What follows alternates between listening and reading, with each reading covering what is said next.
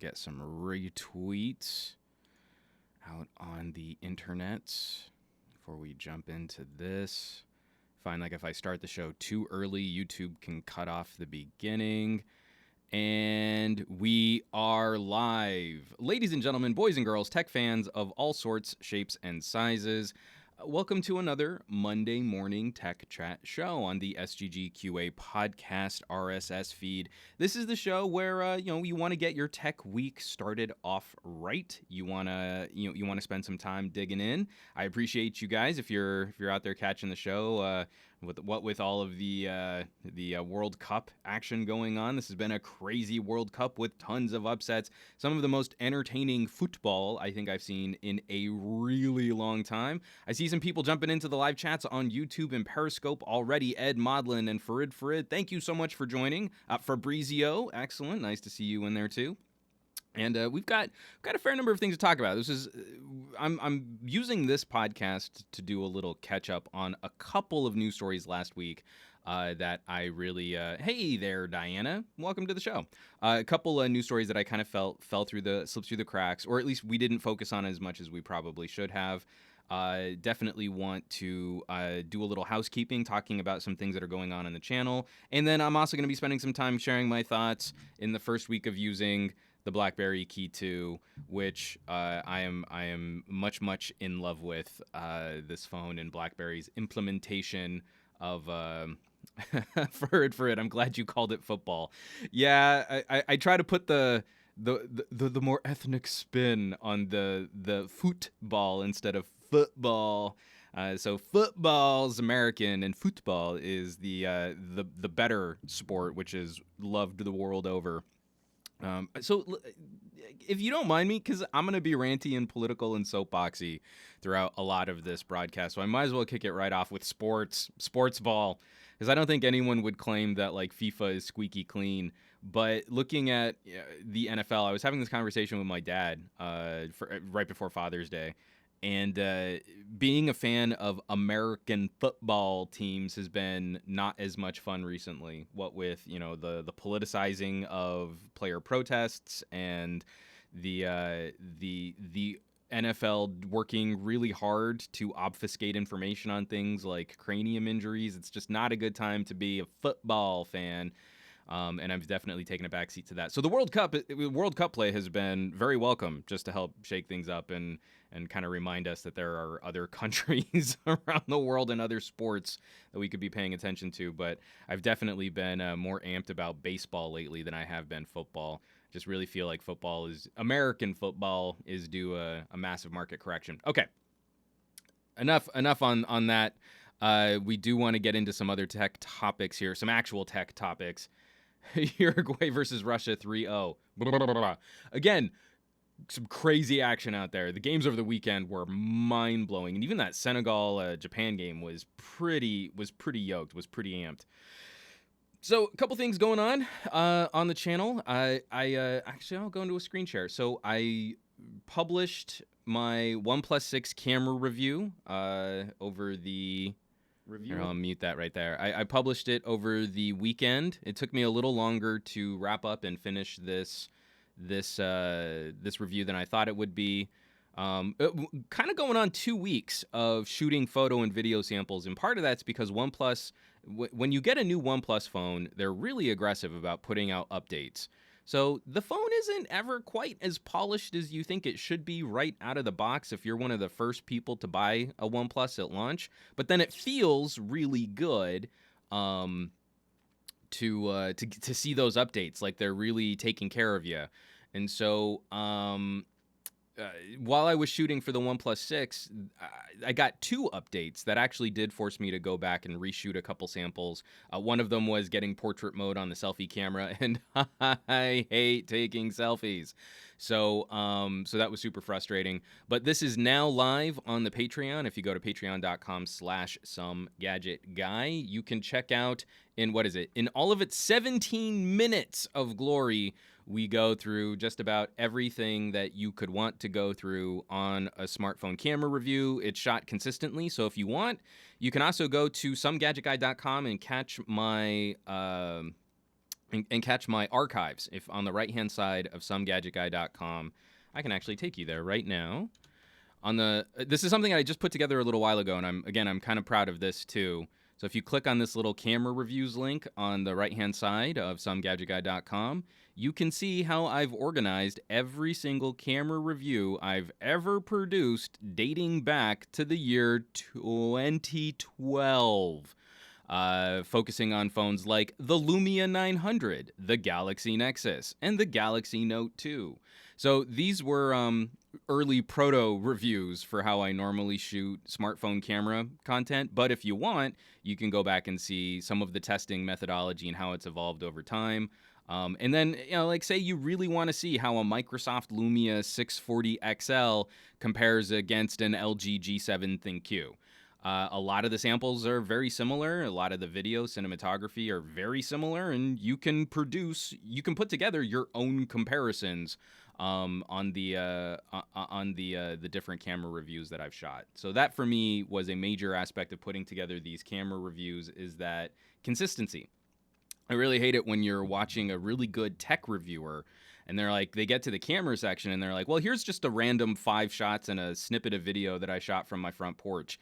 And it's totally different lighting conditions, totally different subjects, totally different angles, totally different compositions than any of their other phone reviews. So if you want to compare a Pixel, a first generation Pixel against, say, a OnePlus 6, you can't in their reviews because they're not using similar content to show you what they like or what they don't. You just have to sort of take their word for it.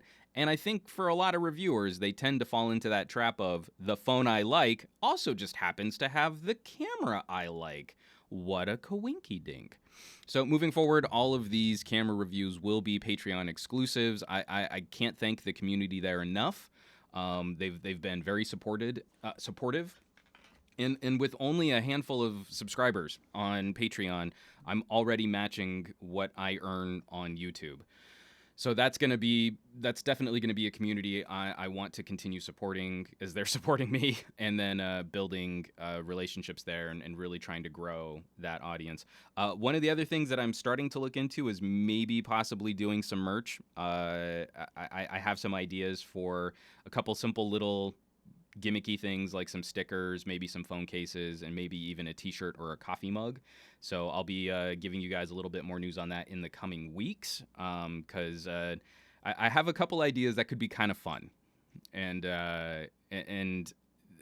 this is the hustle that we're all kind of playing right now, is the supplemental earning streams to help keep our productions up and running. I've got a couple major expenses coming up. Actually, that's one of the things that we can talk about right now, is I'm finally getting a few parts and pieces to upgrade my current workstation. But it's every time I do a computer rebuild, I always bite off just a little bit more than I can chew. I finally got a new graphics card, and its dual 8-pin power connectors are not supported by my current power supply. So I write to the manufacturer of my power supply, and they're like, dude, that power supply has been discontinued for years. We don't carry any parts for that. From Aditya Anil, but I digress, as a wallpaper. Oh, I was like, it would be the worst T-shirt ever, but I might need to. Do but I digress. Do like a cartoon version of me, but I digress.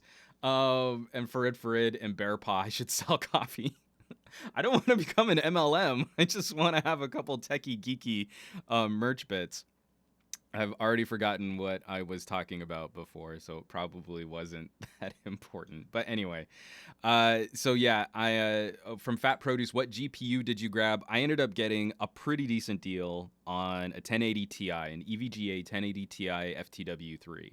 So reasonably high spec 1080 Ti. I know the 1180s are right around the corner. Honestly, it's just I got tired of waiting, and the primary use for this workstation is video editing. So while an 1180 I'm sure would have been awesome, I didn't want to sport it full retail, especially with GPU prices being sort of inflated. And knowing that there was going to be a huge rush on used GPUs, a bunch of miner cards were going to probably flood the market. It kind of felt like this was just going to be the safer buy right now, because I just needed something. I have a 970, which is an absolute dog of a graphics card. So I needed to swap it out. But unfortunately, getting a really good deal, way below MSRP, which was kind of tricky on the 1080 Ti, also meant that I still needed to front the cost of a new power supply. So that was kind of a bummer. From Jordis, but can it run Crysis? Actually, I mean, I think we've got phones that can slog through Crysis now. I would want that wallpaper I missed from Sensita. I want that wallpaper, even a T-shirt. As I digress a lot myself. It's a good habit. I really feel like going down tangents of thought is necessary to keep yourself sane. From Bearpaw, we need a wand pop doll. Yeah, we do. Weird little plasticky alienized me. From Jordis Pelletus, have you ever considered switching to Mac for video editing? So I used to be a major Apple geek way back in the Power Mac days. I was actually a certified Apple product specialist for Department of Energy facilities in New Mexico. So I used to be that guy who would annoy everybody about computer purchases. Well, I mean, if you want a good computer, just go buy an Apple. I feel like they have consistently walked away from the professional space. And so I don't really enjoy working on a Mac anymore with the baggage that comes with Apple products. Actually, that was one of the stories I was going to talk about this week, was also, like the MacBook Pro. They're finally acknowledging all of the keyboard failures on several generations of MacBooks. And all it took was 3 or 4 class action lawsuits for them to finally admit that they had a serious and consistent manufacturing problem with 3 generations of product. That's what you get when you get a premium machine like an Apple. But we've seen that time and time again. Apple really doesn't stand up and do the right thing until they're absolutely forced to, with an overwhelming majority of lawsuits and customers who are upset about their products. But then those people go back and keep buying at the Apple trough. And I don't really feel Apple deserves the reputation that they're currently milking, that they're somehow, better than other manufacturers, more premium than other manufacturers, that you're getting such a great machine out of that. And then really, I kind of bounce back and forth between 2 different video editing platforms. Depending on whether or not I'm collaborating, I might be using Premiere, but I also really like using the newest build of Magic's Vegas. It used to be Sony Vegas. They were first for supporting H.265 in any meaningful way. Their current timeline is excellent. They've added better support for GPU rendering and GPU processing, so they finally caught up to Adobe there. And if I'm going to be using a universal platform like Adobe CC, or I'm going to be using a PC-only platform like Magic's, then there's really nothing that's going to sway me in going back to a Mac.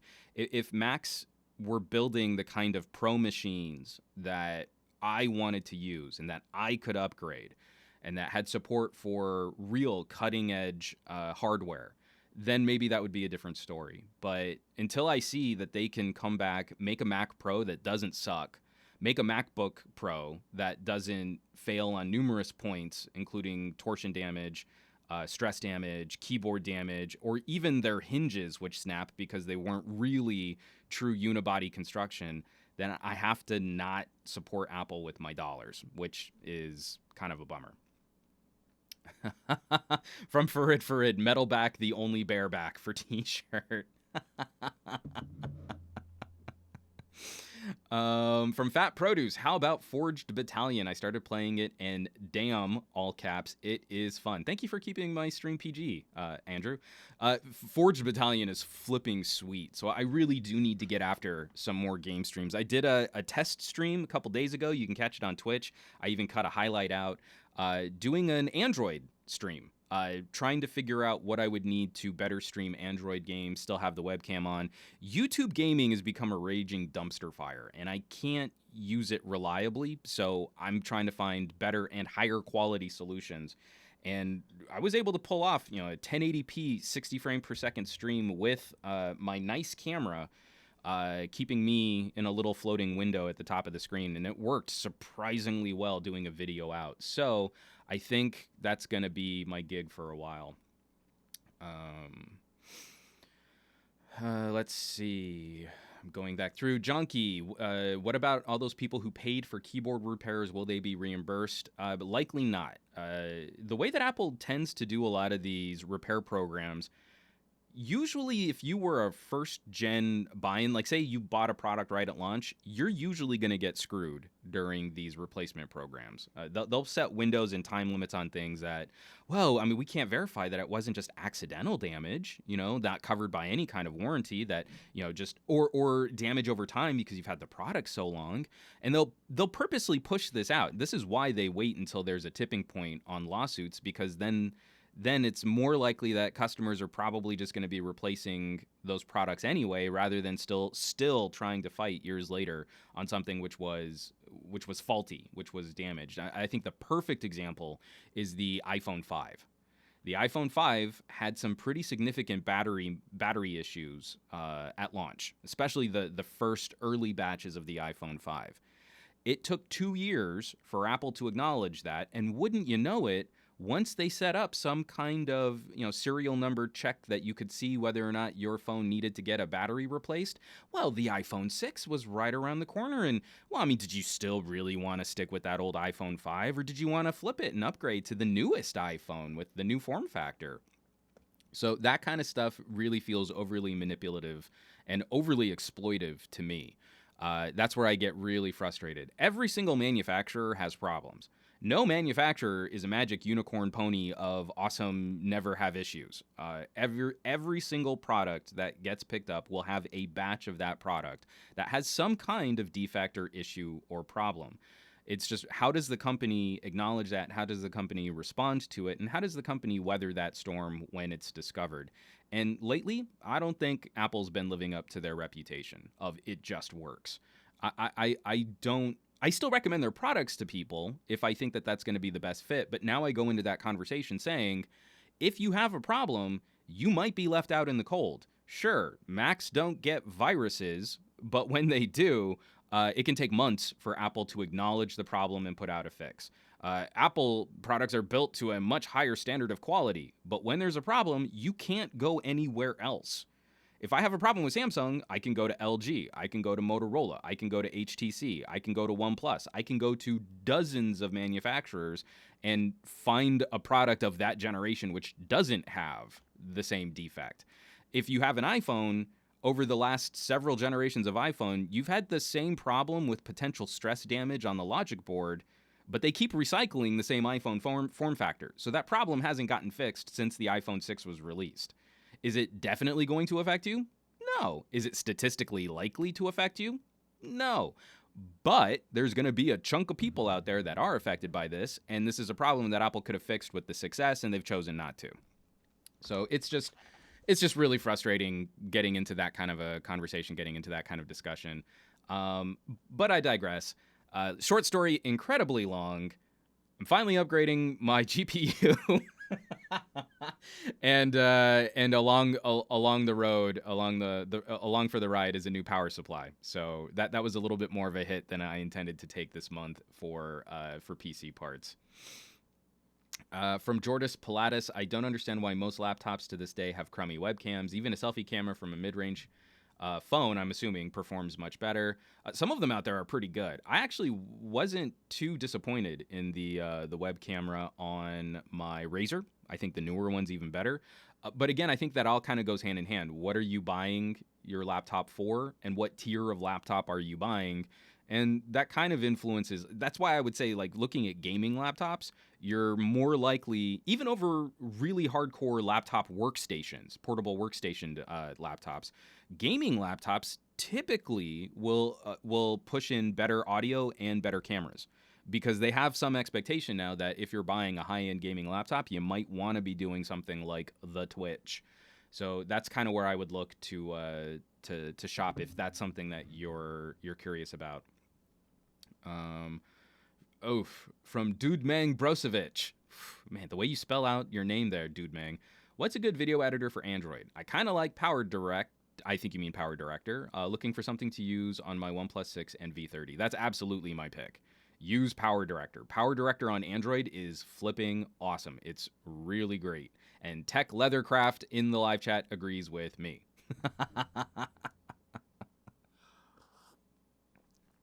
We've got a lot of comments here. Oh, Craig Duncanson had a Note 7. Again, how does a company weather a major problem on one of their products? And I think we've got some some fun chatting here about different video editors too. So people fronting for Final Cut Pro X. I've just been so far removed from Final Cut that again it would be a relearning for me because I stopped using Final Cut before Final Cut Pro X came out. So this would be a totally new, totally alien video editing platform for me if I went back to a Mac. And I know it does some things well, especially if you're wanting to build in simple titles and inserts and graphics and transitions. It probably does that a lot better than than if you're trying to do simple things in After Effects for transitions and titles and inserts and graphics and all that fun stuff. But again, it would mean having to not only change entire platforms, but then also relearn software that I don't really want to. So even if I move to a Mac, I'd like, just because I'm a creature of habit, I'd likely end up sticking with Adobe CC anyway. Let's see. Just a couple other questions here, and then we'll get into a couple news stories from, I am so sorry, I'm going to mispronounce this name, Hritik Jane? That was awful. Please review the P20 Pro real camera review. P20 Pro still is on my list, but because I've been cycled out for so long, the OnePlus 6 took me longer than I expected it to. Now I'm spending time with the Blackberry, and I really want to be up on reviewing that. So hopefully, after I'm done with the Blackberry, I can circle back and get to the P20. I probably won't do a ton of coverage for it. I might just knock out the camera and audio reviews just because it's been out for so long. And now we're going to start probably hearing some rumors at the end of the summer for the next Mate. And for me, the Mate is the bigger draw. The Mate is the phone I really like spending time with, and it's more likely we might get one here in the United States, even with all the political issues that this company is facing. Oh, I pronounced it right. All right, Jane. Excellent. Okay. I pronounced it very tentatively. One last little bit of housekeeping, then we'll move on to other topics. Oh, I didn't pull the video up. Dang it. Hold on. Let me see if I can get it real fast. So tomorrow, Tuesday, June 26th, I will be doing another spot on Good Day LA. And I'm going to be, they're bringing me on to do a whole piece on cameras. So I'm going to be doing what are the manual modes on a smartphone camera? How can you improve your photography? So sometime around 8:45 in the morning Pacific time, I'm going to be on Fox 11. So if you're in the LA area, it's channel 11. If you're somewhere else in the world, then you can go to foxla.com and you'll see me live. And we've got like a pretty aggressive little segment planned, like, these are different styles of photography. These are the manual modes on your camera. And these are these are some tips and tricks for better photos. I can't find my last Fox spot. Dang it. Let's see. I just want to show because I did a spot a little while ago on bicycles. So cycling tech, and that was a lot of fun. When was that? This is terrible live streaming. I do apologize, but I want to show you that I am sometimes on TV because I'm kind of a big deal. I'm not really a big deal. I'm going to have to, I can't find it. I can't find it on their site, and their site is kind of a pain to search. So maybe I'll share that after I'm out. But yeah, so Fox 11, foxla.com, around 8:45 in the morning Pacific time. Catch me on the TV talking about smartphone cameras. And now let's get into a couple more news stories. This one I just wanted to spend a little time on. I don't understand why this was such big news. Oh, from Krishan Pandya, that you're in the UK, you can still watch Fox on the internet on foxla.com. So you can watch me there too. From Rohit1, you need to check out the Oppo Realme 1. And then a couple people talking about the the Find X, the Oppo Find X, which definitely looks like a screaming a stinking sexy phone. That's what I was trying to say and totally failed. All right. So this story, I didn't understand why people were making so much news about Microsoft Edge for iOS and Android now comes with a built-in ad blocker. So this one coming from The Verge, Microsoft is building AdBlock Plus directly into its Edge browser for iOS and Android. The software giant started making the integration available to Microsoft Edge for Android beta users over the weekend alongside an iOS test program. So I fire up the Reddit, and this story is like leaping to the top of my news feed, and I don't get why. So there is already rudimentary ad blocking in Chrome for Android. If you're building a web browser for Android, so Microsoft Edge is based on Chromium, so it's not so much different than Chrome that I just don't get what. I just don't understand why people were so excited about this. And then AdBlock Plus recently was the ad blocker that started doing some kind of skeezy things with allowing some ads to go through if advertisers paid them directly. So AdBlock is what it sounds like. It's a program that lives in your browser that blocks advertisements, all of those annoying banners and sides and things that can sort of clutter up your view. So it just removes the little template piece that code lives in on the website, and then you have less clutter and less problems. Can also be a nice perk if there are malicious ads on a website that can harm your web browser, hijack your browser, install viruses, blah blah blah blah blah blah blah.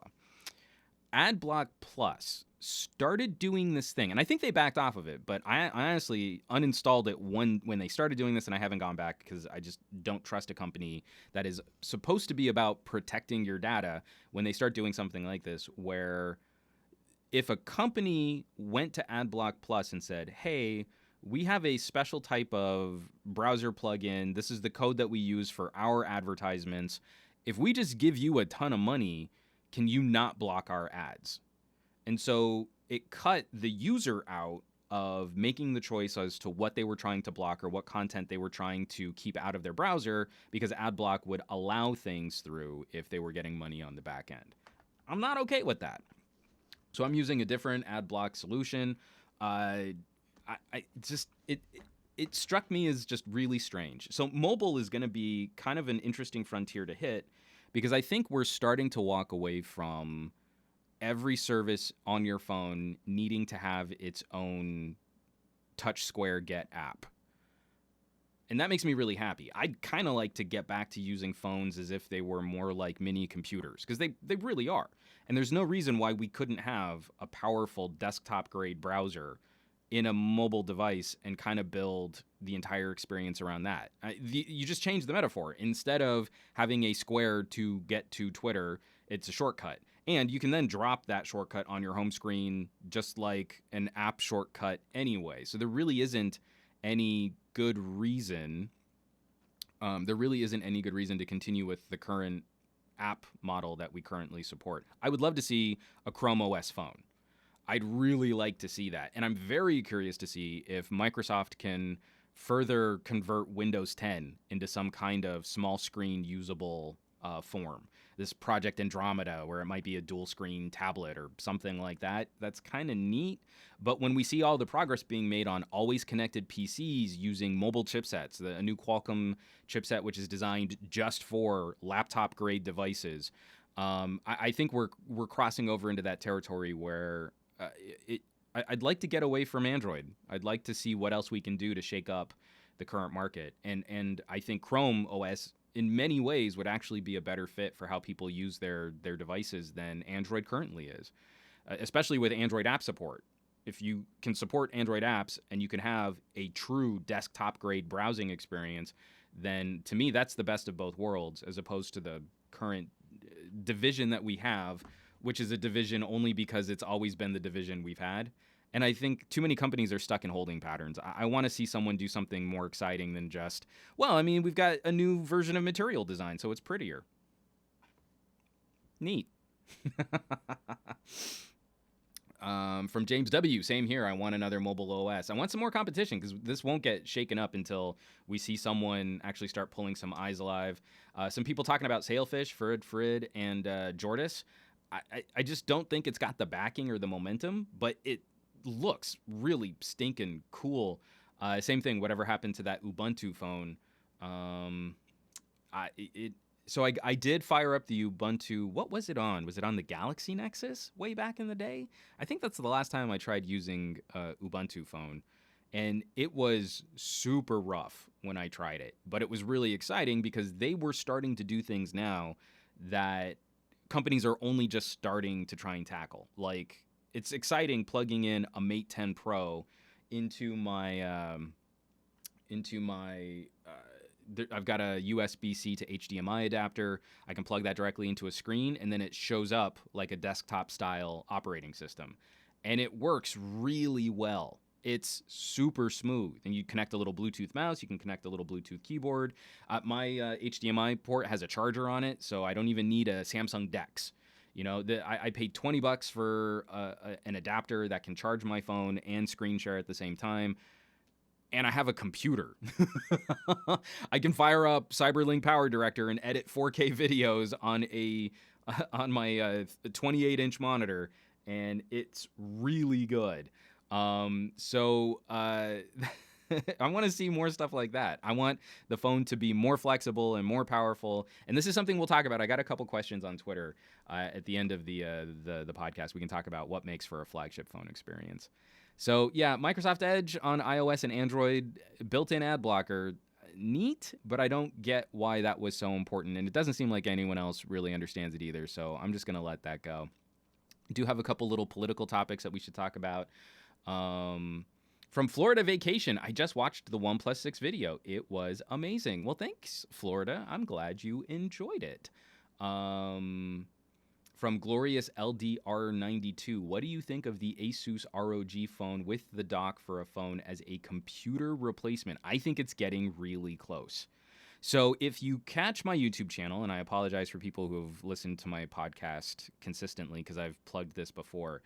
If you go to, you have to backtrack. I think it's my CES recap. I forget what the title of the video is called. I talk about it enough that I should just memorize it. But I did, for CES, I did daily vlogs all from my phone. I wrote scripts, I edited, I shot all of the video content, edited all the video, added music and titles and transitions, rendered 4K videos, and uploaded them. I did not take a laptop with me to CES. I did everything from my phone. We're pretty much there for general computing, general getting work done. You need Microsoft Office document support. You've got it. You need custom software. Your IT department can fulfill a lot of those needs. Messaging platforms are great. And content creation, your ability to record high-quality video or plug in other devices to record high-quality audio is already pretty formidable. So a couple little things hold me back that, obviously the process of editing from a desktop, a proper workstation-built computing device is obviously superior. But there's not a lot holding the mobile device back. And I think when we get into more docks and flexibility, like what Asus is doing with a desktop dock, once they can start doing things like you plug your phone into this cradle, and then that cradle also supports a high-end GPU. Like if we could start doing Thunderbolt style routing of information, then why would the general consumer, and even for many enthusiasts, why would you continue to invest in the current platform of computing when you can make the phone the brain for everything, and then just you plug it into different devices for different types of experiences? You have one operating system that just follows you to whatever screen you want to use it on. So from Sensita Penny, that reminds me of Windows Mobile Continuum. For most people, the computing power on their phones is more than enough, yet they carry around laptops. I would say they have to carry around laptops because that's a form factor we still haven't fully fixed, Razer had that really cool concept where you used the phone as the touchpad in a laptop dock. that's a step in the right direction. You want to get rid of the laptop, that would be a way to do it. And if your chipset in your phone was the same as these always-on Windows-connected PCs, then yeah, I think we're pretty close. And the apps have gotten pretty good too. I think Apple was too early in calling the iPad the iPad Pro. I think the software just wasn't ready yet then to have an iPad that could properly replace a laptop. But now I'm using Android for things even 2 years ago. I never would have imagined that I could get this quality of work done from a phone. So being able to plug my phone into a larger screen, or maybe some kind of laptop style dock solution, what we were doing with the Asus transformers back in the day, it's there, man. It's real good. From Farid, if the central device is not backed up consistently, if it dies, you die. Well, that's also kind of why I mean, like, things are looking like they're in the right place now. So I have cloud backups. I have a NAS that I back up information to, so I have redundancy. And then also, the last time I had an Android phone crash on me, I didn't lose much. Google Photos was backing up my photos. OneDrive was backing up my photos, so I had 2 different cloud backup solutions going. And then, I put in my Gmail account into another device, fire it up, install all the same apps I had before, and like I said, I lost precious little information that way. So I think we're already in a better place for a single OS lifestyle. Because think about how many operating systems do you really interact with on a daily basis, especially if you're watching a stream like this. Chances are it's probably higher than the average bear. I would say the average person probably encounters 3 different UIs during the course of a day. Maybe it's a car in-dash navigation unit. Maybe it's a smartphone. Maybe it's a tablet. Maybe it's a laptop. Maybe it's a desktop. Maybe it's a smart TV. Think about how many different operating systems you don't really need.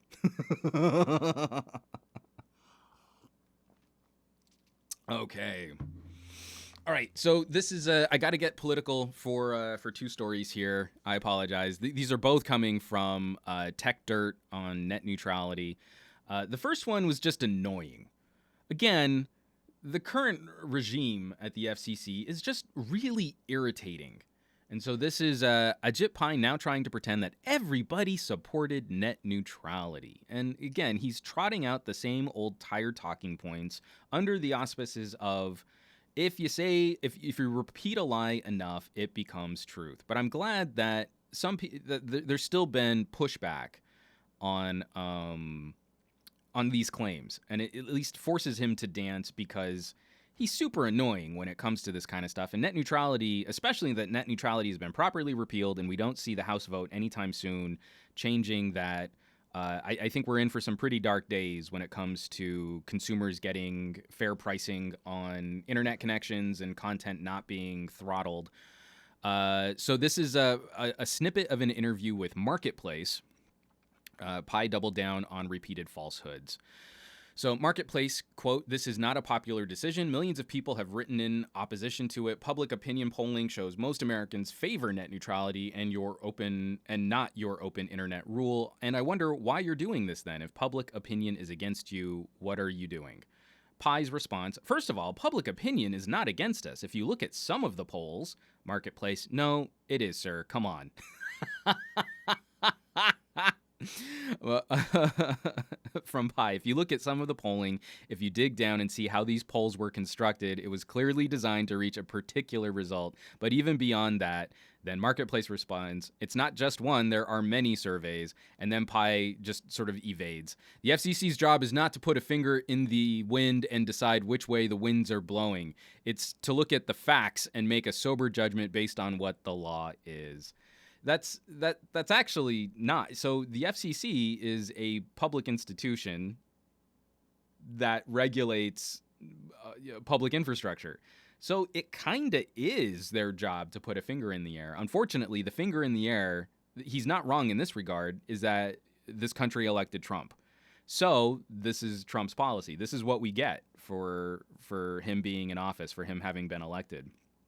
So that's why voting and participating in political process actually does make a difference.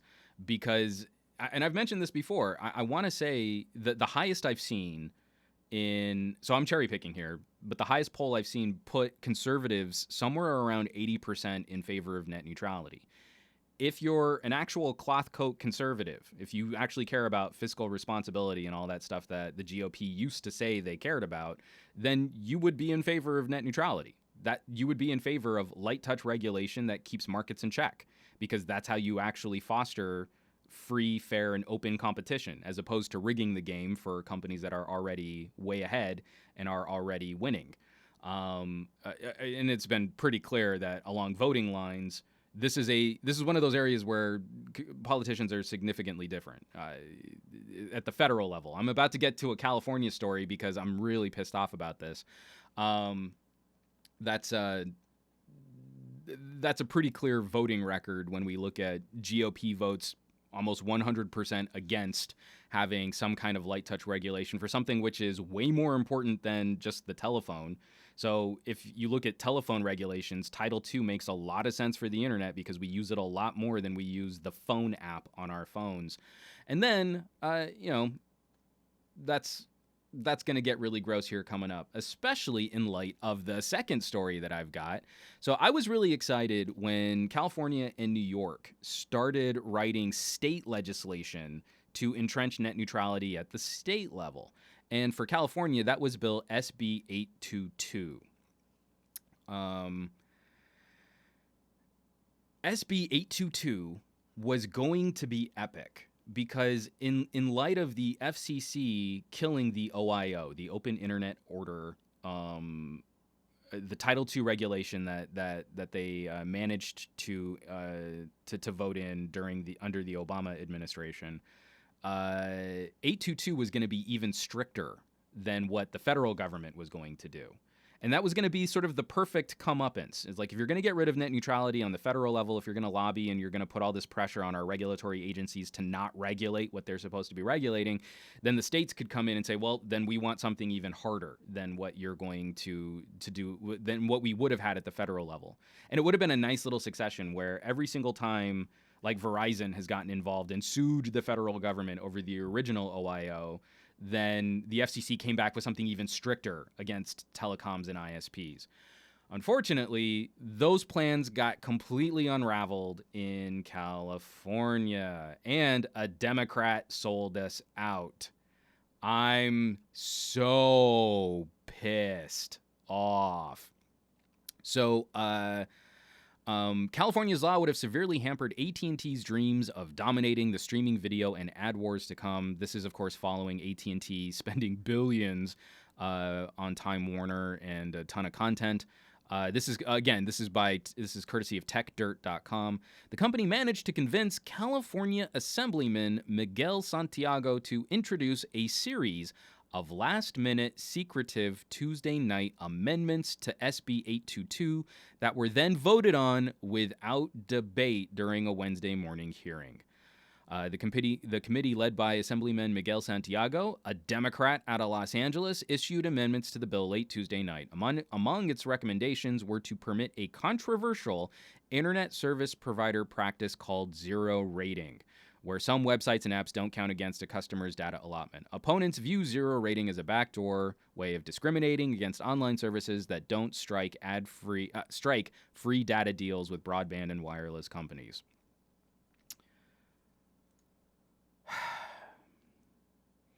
Dang it. We had a really good track record of me saying, like, no, not both political parties aren't exactly the same. And then we see that you can totally buy out an individual like Miguel Santiago.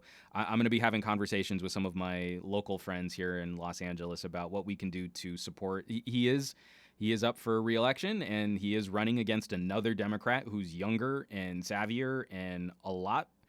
I don't agree with everything on his platform, but he's more he's more left-leaning than Miguel Santiago is, and that's a move to me that's a deal breaker. SB 822 would have been amazing. It would have been the gold standard of net neutrality, and now we have to hope that maybe New York institutes something so we can get one law on the book somewhere.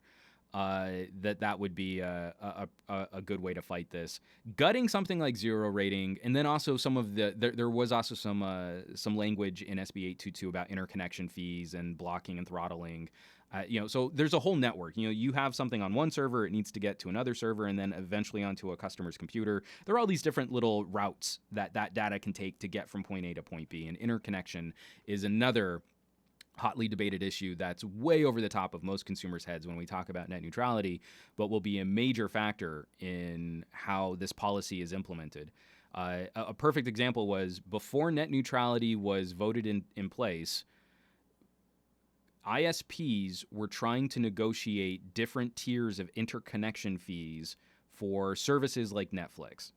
So Netflix is already paying for the data that they use. And the ISP also gets paid by the customer consuming that data. Every transaction on the internet gets two sources of monetization. But Netflix sends a lot of data. So they're paying a lot of money for the data that they send, but ISPs like Comcast and Verizon were trying to claim that because they send a lot of data, they should have to pay even more per quantity of data. It's kind of like saying if you only drive 2 or 3 miles a week, you should pay $1 for gas. But if you're a trucker who drives cross country all the time, then you should pay $10 for gas. See, you're using more gas, so you should have to pay more per gallon of gas. That's what Comcast and Verizon want to do, and this is where the interconnection fees come into play. So Netflix put up all of these interviews, and they were really active in the media. This is kind of like an extortion, like, hey, it'd be a shame if your awesome video streaming service got throttled. You just need to pay us more money to make sure it doesn't. So eventually Netflix caved and paid higher interconnection fees, and they still got throttled. Comcast and Verizon still throttled data at the last leg to consumers post interconnections. And what did Netflix get out of that? This is why, you don't negotiate. I shouldn't say that on a live stream. That's a really off-color joke. But this is why a world without net neutrality. So the average consumer is just sitting there thinking, well, my Netflix is really slow and buggy. This is not a good service. I should just use the video on demand service that Comcast provides me, or some other streaming service that is paying even more for interconnection fees, and then hopefully isn't being throttled at the whims of the ISP. So this is why gutting that type of protection out of SB 822 is a really big deal. Zero rating is one of those things that looks like it's a perk for the consumer short term. This is very similar to what T-Mobile was doing with Binge On. So if you had your favorite streaming music service was Spotify, and if Spotify was on the list of Binge On compatible services, then streaming Spotify didn't count against your data. This is before basically the one plan where you just had unlimited data on everything, and they just degrade the quality of streaming video. So that sounds like a really nice perk for the consumer. But in the long term, it's really a setup to reduce the amount of competition and reduce the amount of choice depending on how it's implemented. AT&T I think they are actually now doing something similar with sponsored data, where a company has to go to AT&T or T-Mobile, say, we want to be a part of this program. There's a dollar amount affixed to being a part of that program. And then their service doesn't count against an end user or end customer's data bucket, throttle limits, speed, whatever. That's yet another monetization stream where AT&T was already getting paid for both customers on their network, and now they're extorting even more money to not degrade the service for those two customers. This is going to be a terrible situation for actual choice, actual competition in the online marketplace, and we're going to see a lot more of it. We're going to see more caps. We're going to see more throttling. We're going to see a lot of this coming down the pipe, and it's disingenuous from the current slate of GOP representatives to say, well, I mean, we gutted net neutrality, and look, you can still post your memes today. Well, no shit that they're not going to flip the switch to total dystopian internet tomorrow. It's going to be a lobster pot. We're going to see a little push here and a little push there, because if they do everything all at once, consumers will actually notice. But if a few little things start to get flaky, or a few little websites suddenly aren't performing as well, and a couple services seem to be doing better than others, over time, your general internet consuming citizen is just going to acclimate. Again, you turn up the water slowly. You don't just throw us directly into a pot of boiling water. So there have been a number of comments on this. It's just another really sad state of affairs, because when it comes down to the granular level, the citizens level, actual people who have been paying attention to this story, almost everybody supports some notion of light touch regulation. We're definitely, between conservatives and liberals, we're definitely disagreeing on the actual implementation, how this stuff should be monitored, what the penalties should be, who should be regulating this stuff. But at the base level, we all agree that the internet should not just be a completely wide open, deregulated platform, because it's too important to our daily lives. Just like I love it when conservatives, the current GOP, say, "Oh, you can't regulate the internet with Title II. That was invented for phones way back in the day." But I don't think it's way off the mark to say that the internet should be regulated like we regulate utilities, like we regulate electricity, like we regulate water, like we regulate the telephone. This has become a necessity in living in the 21st century. It's not just this fun little thing that you can kind of watch some cat videos on. This is a core tenet of being a 21st century citizen, and it should be treated with that same level of respect and the same quality of regulation that we would extend to anything else. From John Phillips, am I the only one who is not liberal or conservative? That's the thing. I think most people on the ground floor are generally moderate. It's the bell curve. You follow the peak. So when 80% of identifying conservatives and 90% of identifying liberals say that they support some kind of Title II-like regulation of the internet, then that's a pretty moderate stance. We're not rocking the boat there. This is shocking to me, but it hasn't been given the same kind of visibility as something like the GOP's terrible tax plan. Again, slashing taxes and then putting $1.5 trillion in debt to give rich people and rich corporations a helping hand. That's not socialism for the rich at all. Or also like the healthcare debate. The healthcare debate, I think deservedly, should be a higher profile issue, but net neutrality should be right under it.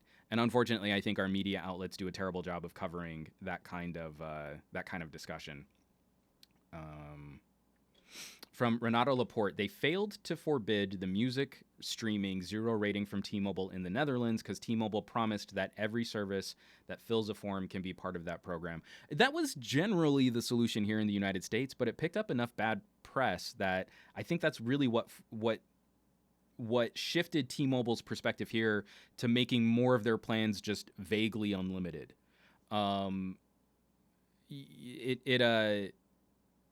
Because again, it doesn't seem like a bad program up front, but in the long term, prioritizing data or giving some companies special perks or breaks does have a chilling effect on competition.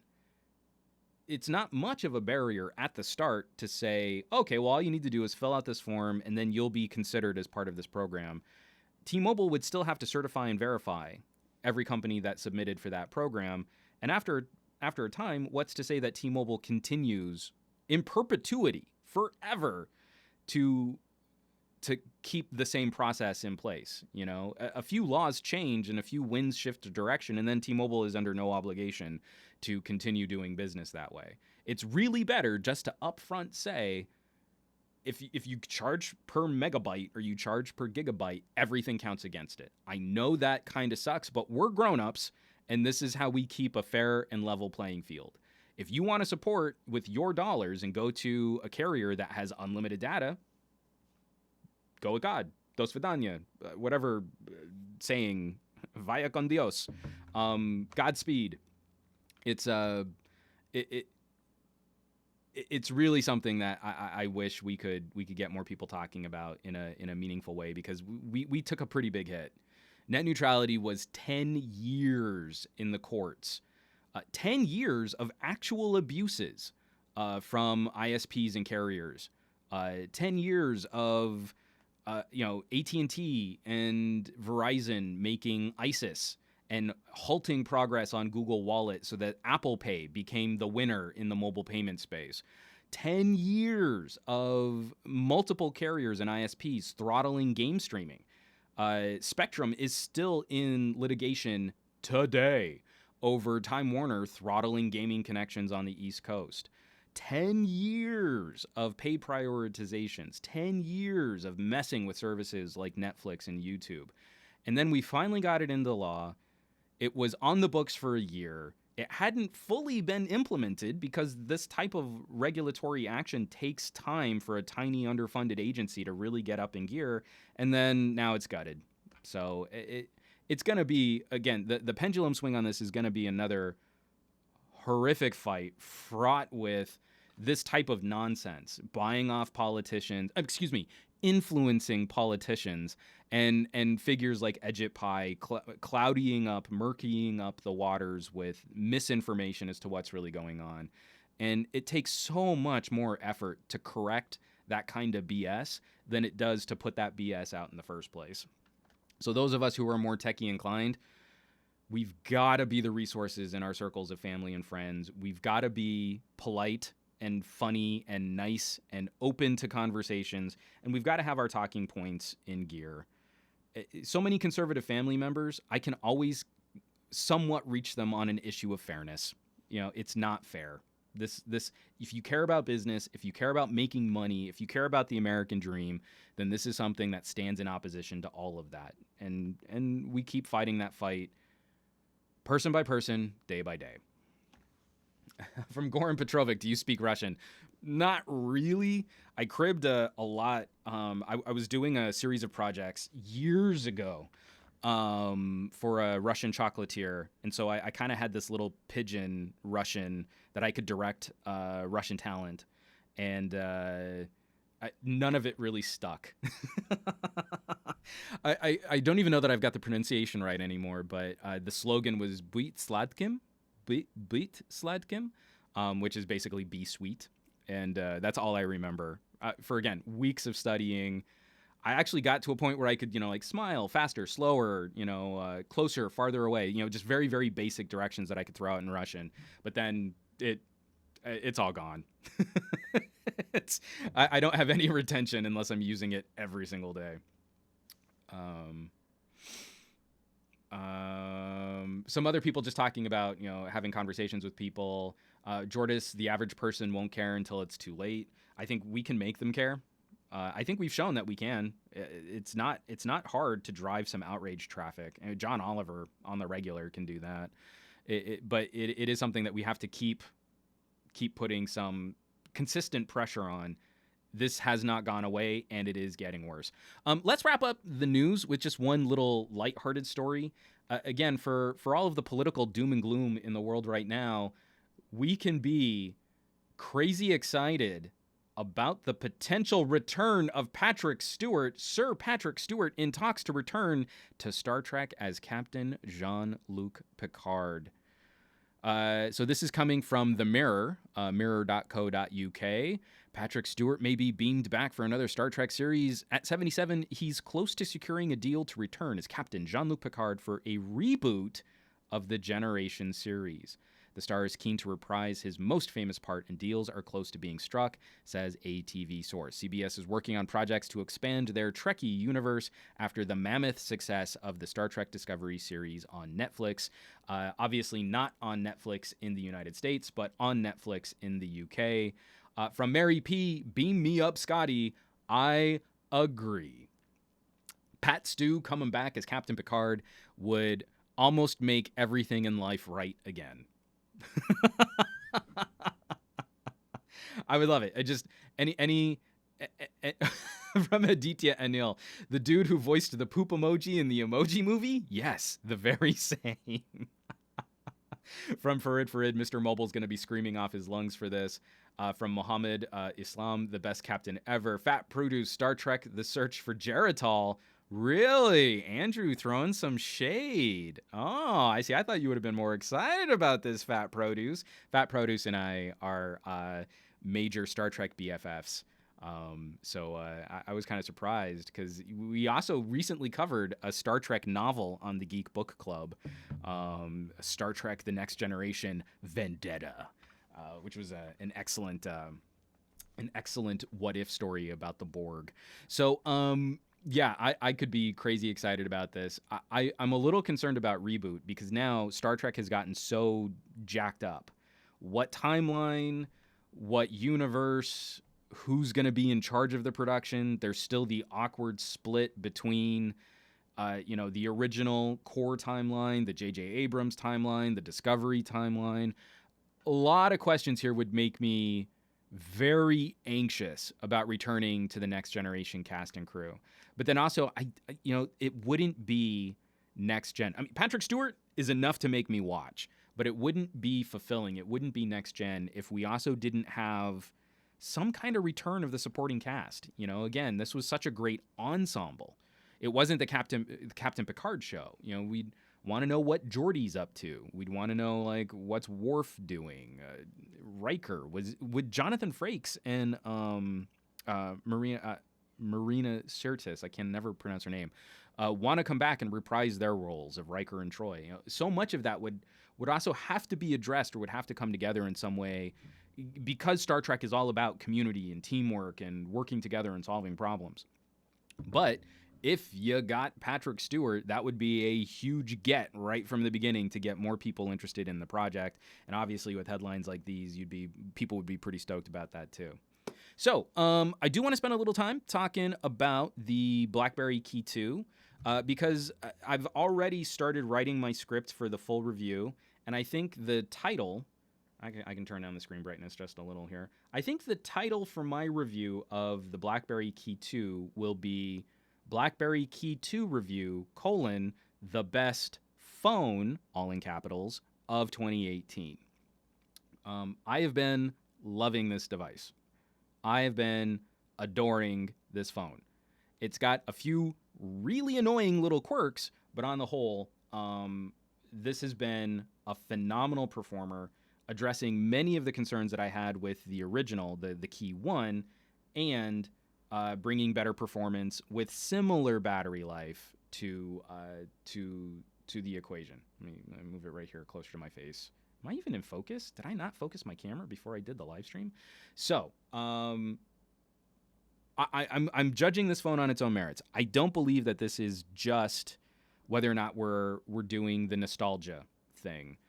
So many of the comments that I've seen on this phone are, oh, it's just like a throwback piece to people who used to love their Blackberries. And a part of that's true. I mean, doing a keyboard phone in 2018 is kind of a bold departure from the we don't like bezels crowd of shiny, glittery, fragile flagship phones that we currently have.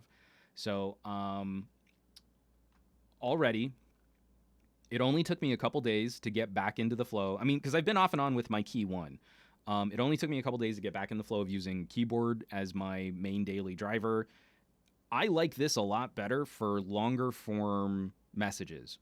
It's funny, if I just need to tap out 2 or 3 words, I'm definitely faster on a software keyboard.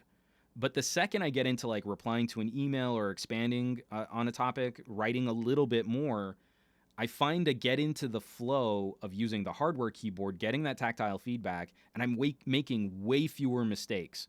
And I still get the benefit of having software corrective text for those few mistakes that I do make. The only issue that I've had with this is that the capacitive keyboard on the BlackBerry, I don't know if I'll be able to show it off, does some really inconsistent things when you lightly touch. So if you double tap, you'll get these arrow keys that you can navigate around what you're typing. But as your fingers are sliding or moving from key to key to key, it's really easy to toggle that and then end up somewhere else on the screen, and then you're typing gibberish because of where your cursor is getting thrown to. And then some of the capacitive gestures don't seem to work as smooth as they did on the Key 1. So I'm hoping that's just an early software issue because this phone is super pre-release right now. It's super early. But it's things like you'll fire up a web browser. I don't know. Again, let's see if I can show it on camera. Oh, don't want to show that off. Hold on. Sorry, let me get to... let's go to SomeGadgetGuy.com. That's a great website. It's pretty much the best website. Now you're going to hang up on me, aren't you? I'm using Firefox. So again, this is all like super messy. And... oh, nope, that did it perfect. my live demo of trying to show off a problem with the Key 2, the Key 2 went and showed me, oh, I'm perfect. I don't do anything wrong. No, there have been a number of times where I'll go into like Instagram and I just want to swipe on the keyboard to move through the feed, and it'll take 2 or 3 swipes before it'll catch trigger, and then I get into the flow, and then it's working great. But it seems to be, and maybe it was because I already had the phone awakened and I'd already lightly tapped to show the arrow key double tap, that maybe there's just something that happens where you need to wake the keyboard up, or there's a timeout. I don't know. But that's definitely been an issue. I'll be having a full camera review. The cameras on this are not terrible. You should never expect the best content creation platform when you look at a BlackBerry. Like, this is not going to be the phone that convinces me to put my V30 down if I want to shoot video. But they've been not only reasonable, but better than I was expecting. Same with the Key 1. The Key 1 was a better camera than I was expecting it to be. So I will have a full camera review out, and then also a full speaker test and audio review coming out shortly too. On the whole, this has been a very good communicating device. This has been the best communicator I've used of the year. I pull the phone out of my pocket and I hold down one button and I'm making a phone call without having to navigate through apps or do anything. You have 50 shortcuts at your disposal thanks to that keyboard. And they actually added another key so that you can quick toggle. So say you're in an app. Say you're in an app and you're typing something on the keyboard. If you go and you hit this button right here and then long press on one of the keys, you don't have to go home and to enact a shortcut. It's a really fluid gesture. It's a really fluid movement, and you get used to it really quickly. Oh, I'm in the middle of doing something. Oh, yeah, I wanted to email my wife something. Bap, bap. And then I'm right into composing a message or calling my wife. That kind of flexibility is something that Android fans say they praise, right? You know, you can make this phone exactly your phone. And so that kind of stuff really comes in clutch. It really comes in handy, and especially coming from the Key 1 as a part-time daily driver for me. It's really nice moving all of my keyboard shortcuts over and then getting right back into the flow of it. And I've seen some criticisms, like I've seen a number of people saying it's so much wasted space, or the keyboard takes up too much space on the front of the phone.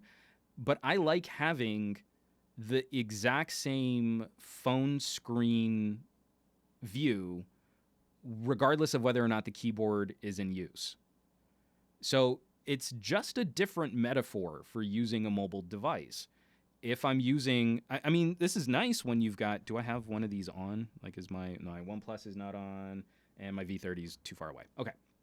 So these new phones, they're really tall, skinny aspect ratios, like the G7. The keyboard doesn't take up a ton of space, but it changes the view on my screen whenever I go to input text. And I don't like that. I like having that keyboard stay static so that things don't change around on my screen. I think the other concern is going to be this price tag. When people see that the price tag is higher than the Key 1s, and that some of this tech doesn't feel like it's bleeding edge hot rod, that some people are going to be disappointed. What is it, 650, 660, something like that? We're now in low-end flagship territory pricing. But there is something wholly unique about using this phone. So if you were interested in a top-tier communicator with 2 days of battery life and reasonably good other metrics, things like a reasonably good camera and a decent screen, a screen that's easier to read in bright light than the first Key 1 was, then I don't think that price is going to be a barrier. If you're looking for BlackBerry to try and convince you to leave Samsung, or if you're looking for BlackBerry to try and convince you to leave Apple, they're never going to do it. That's never going to be something that general people are going to look at. And BlackBerry's marketing is never going to be savvy enough or brutal enough. They're never going to spend $1 billion in 1 year on advertising to convince people to switch from that kind of smartphone usage. Or if you were if you were talking about enthusiast devices and you were looking like, hey, that Asus ROG phone looks like it might be a good fit for me, then stay away from the BlackBerry. That's not going to be the right fit for you.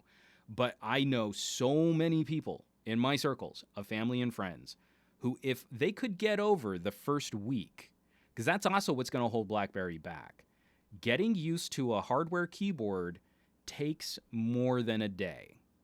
So anyone who's putting out early first looks and like, I just don't like this experience, well, then you really haven't. I mean, I'm not to say that they'll still love it after that, but if you really do use it full time, mainline as your daily driver, it takes a couple days to get back into the flow, at least a couple days to get back in the flow of using a hardware keyboard. And that's really hard to convey for people who are as quick to react as consumers are today. Pull the phone out of the box, they use it for a couple hours, and they hate it.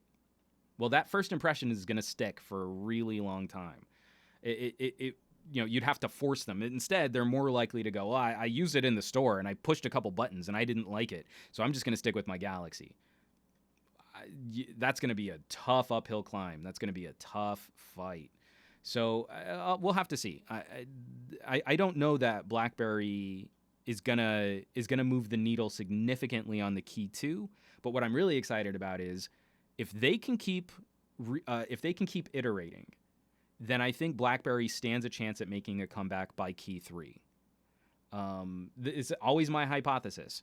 You put out a product, you support it well, which the Key 1, that's still debatable too, is what BlackBerry is focusing on versus what Android is focusing on. They put out the Key 2. They show that they can iterate and improve upon the Key 1, and now this is going to earn them a little bit more consideration. It's going to earn them some slightly more positive press. People, instead of just instantly writing it off, are going to be just a little bit fairer in their commentary. And then if we see the same, that a Key 3 can come out and that they can continue to refine, they can continue to improve, and not just can we make the cheapest possible device that we can, then I think that's when we'll start to see the needle move in a more significant fashion for general consumers. I have seen Key 1s out in the wild, which is awesome. That's crazy.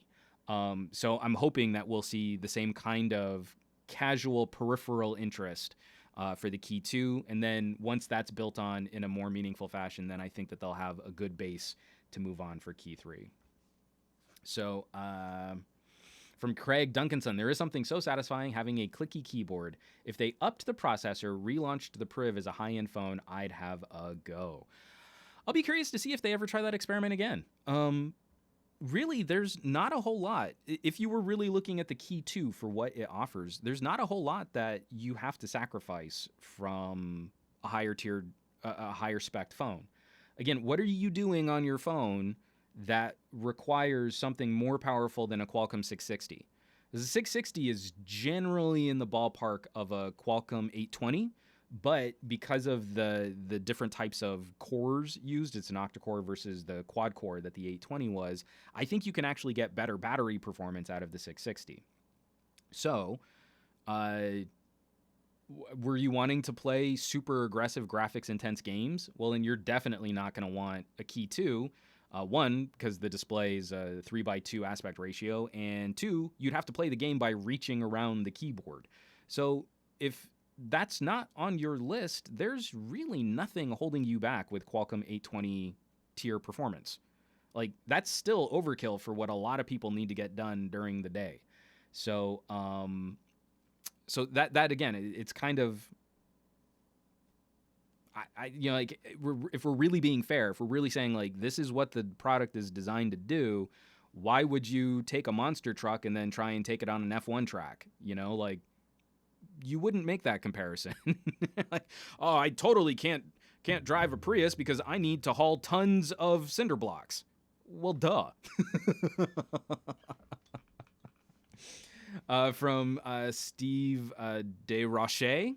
I have no idea if that's how I pronounce your name. I hope Canadian carriers will pick this Canadian brand device and push it a bit. Again, it would be a nice homecoming for Canada, for Canadian carriers.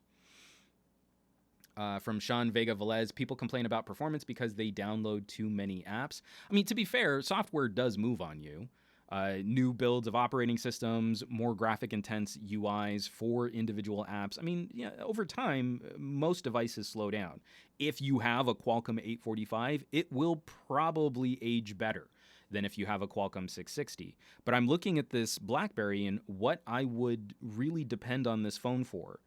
Crazy great communication hardware. I don't see really becoming much of a hindrance over the next 2 years. The Key 1 for me, because I regularly clean it out, the Key 1 for me has been pretty solid. The 625 in the Key 1 lags more than the 660 here in my Key 2, but it's not a painful experience. And then I also get the benefit of knowing that phone will reliably, years after, well, more than a year after its launch, will still reliably give me 2 full days of my style of use. So that's kind of what I'm pointing at. You know, like, I know parents, I know professionals, people in the medical community. You want to charge your phone at night and then use it hardcore over the course of the day for mainline, mission critical communications. I would handily take a Key 2 over any Galaxy, any iPhone, any LG. And it's also just nice having a phone which feels like it's made for grown-ups. You know, the grippy back, the flat metal edges, and the design language that's reminiscent of a Porsche-designed BlackBerry or the Passport SE, the silver Passport, which I never got. I got the AT&T variant of the Passport. Those perks matter. Like, this looks like... some people might make fun of you. Your phone has a keyboard on it, but it looks like it would fit right in in like a boardroom. You know, like, it looks pro. It looks serious. It looks like you're getting stuff done. So I don't know. It's just it's going to be a tricky phone to untangle, because I think a lot of YouTuber reviewers and Android enthusiasts will probably pit this phone up against just the one-to-one comparison. Does it stream the movies pretty? Does it play the games nice? What's the speed testing look like on it? When that's not at all what the phone is built to do or how the phone is built to compete. There really isn't anything in this space like the Key series. It kind of is its own niche island of productivity and kind of needs to be graded on a completely different curve than how we would handle the current trend of pretty shiny, glittery, fragile glass flagship devices. So that's kind of the gig. From Jordis, I'd rock a Key 2 just for the attention. I have had 2 people ask me about the phone, using it in public. I was at the zoo yesterday, and I was using it to take a photo, and someone was walking behind me and said, "What's that phone?" So from James W, I want a slider keyboard phone again too. I loved having sideways sliders, horizontal sliders, like the original Galaxy S on Sprint, the Epic 4G. Still one of my all-time favorite phone designs. I just flippin' loved it. So again, if we're complaining about the phone landscape getting too stale, and we want to see products that kind of shake that up and offer specific solutions for specific customers, not just I can make another general all-rounder. Like, I think that's the big problem with the HTC U12. I think that looks like it would be a fine phone. It looks like it should be a great performer, but it doesn't solve any problems that other manufacturers haven't already beaten them to the punch. So what differentiates it from a Galaxy or from an iPhone? And I don't know what that would be. I think it's still worthy of a recommendation if it has the stuff that you want, and you want to rock that kind of LG-inspired design language. Great. But you could just own an LG and be ahead of the curve on a number of other features, like better audio. How sad is that? If you want the better audio, you shouldn't go with the HTC. You should go with a G7. So that kind of stuff makes me really, really cranky. So I want to get into a couple viewer questions, couple viewer topics. Here, let's get this set up here. So I'm going to go into screen share. This is from the Patreon, from Antihokanen. Totally butchered that too. I'm going to have to start getting really good at international names. We have a great deal on the Mate 10 Pro in Finland. Do you think it would be an upgrade to the S7 Edge. I'm mainly thinking camera performance, and the price is good at €499.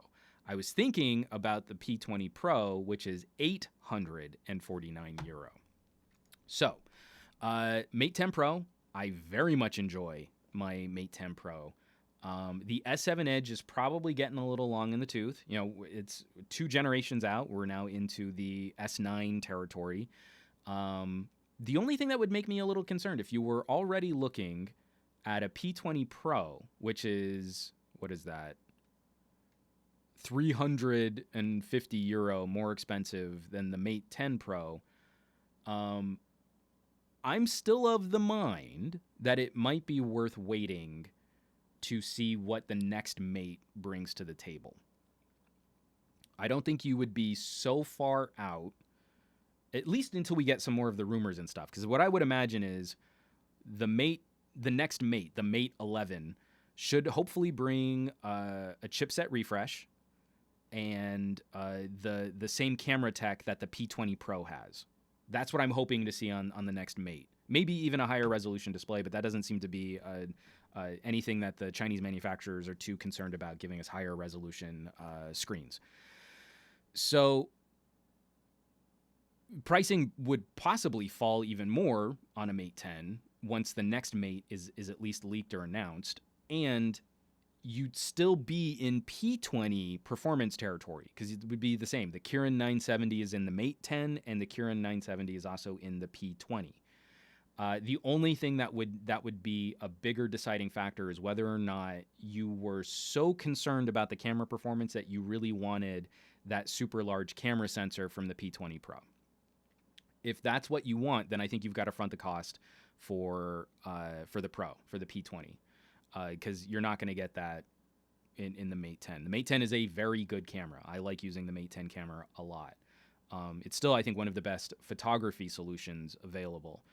But that's where you're going to feel like maybe this is going to let you down a little. It's already going to be months old. You're getting it on a good deal, so you're not spending a whole lot on it. It will be a step up from the S7 Edge IMO, but it's not going to be what you see from those samples that people have posted from the P20 Pro, and I'm imagining that's what the next Mate is going to bring. From Renato Laporte, wait for the next Mate with a better ISP for video processing, and that could be kind of important too. Is the Kirin 970 is a beast of a CPU, but it still feels like it's just a half gen behind or a full generation behind what Qualcomm is currently doing for video processing. Why we're starting to see phones that can do UHD at 60 frames per second and 480 frame per second slow motion videos or faster. So there are a couple things that might be worth waiting out if you can. If your S7 Edge is on its last days, like it's dying on you now, get the Mate 10 Pro and then just turn off tech reviews like mine for a little while so you don't feel like you got burned. From Fat Produce, check out one's Mate 10 Pro versus Lumia 1020 camera comparison. There's some good shots in there that you can kind of get a handle if you want to see what my thoughts are on the Mate 10. John Phillips, what was your favorite phone of all time? Like desert island type of situation? That is a really hard question to answer. And God, I instantly started putting categories on it. Like my favorite phone for design was, and my favorite phone for the camera is,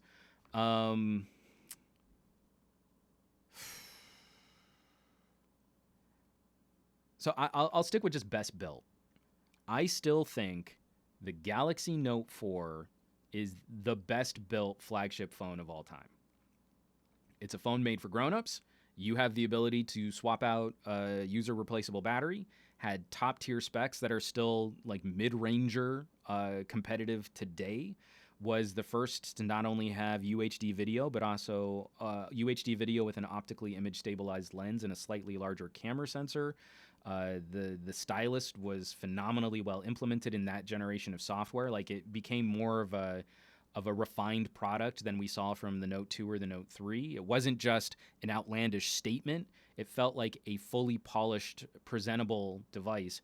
And it was the first to bring in some of those flagship features we think we care about. Things like wireless charging could be added to the Note 4. In fact, I had like a little, it just looked like a little circuit board that you would just attach to two of the contacts on the back of the phone, and then put the normal case on the back of the phone, and you could enable wireless charging that way.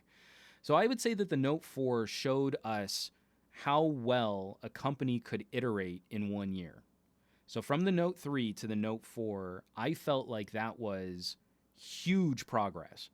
And I felt like the Note 4 really pushed the boundaries on what we could do for a phone of its age. And if it was still getting regular software attention today, you could still be rocking a Note 4 today. So I think that's definitely my sort of my go-to pick for this is how you do a phone right. And this is how you future-proof a phone correctly. And this is how you make a phone a top-tier, no-holds-barred flagship experience. It would probably be the Note 4. Going old school, I think the phone that got me most into tech reviewing was the HTC Apache, the 6700 on Sprint way back in the day. That was Windows Mobile. I loved that brick of a sideways slider keyboard. And then for design, it has to go to the Moto X2. The Moto X2 with Moto Maker, I've got my Captain America variant over there. It's blue leather for the back, white front face with red button accents. I don't think there's anything sexier than that Moto X2. And because I put it together myself. That was exactly the phone. It even has SomeGadgetGuy monogrammed on the back of it. It's flipping gorgeous. And then obviously for audio, now it's LG devices. So anything with the quad DAC is going to be awesome for headphones. And then the G7, that speaker is pretty flippin' sweet. So I do want to I'm going to try this. I don't know how well it's going to work. Let me get this here. So this is from my buddy Robert. He tweeted me a question, and I'm going to try and play it. And I don't know how well you're going to be able to hear it. So let's give this a shot. Hey Juan, I need your help. You are my go-to mobile video photography and live streaming guy, and I really need your help. We've started making live streams a while ago in our studio, and this is our setup. We've got 1, 2, 3 4K cameras, and one in the kitchen back there. Also, we have a Blackmagic broadcast switcher, the program monitor, and the audio setup and everything. And we stream live with Servero streamer and our recorder here. But we really want to do a lot of live streaming via mobile. And for this, we want to use YouTube. And we want to use YouTube with multiple cameras. Now, I've dug into this last night, and there is a way to make this happen. But the problem is, the problem is here that the way that I see it happening is that the user can decide on which stream they view.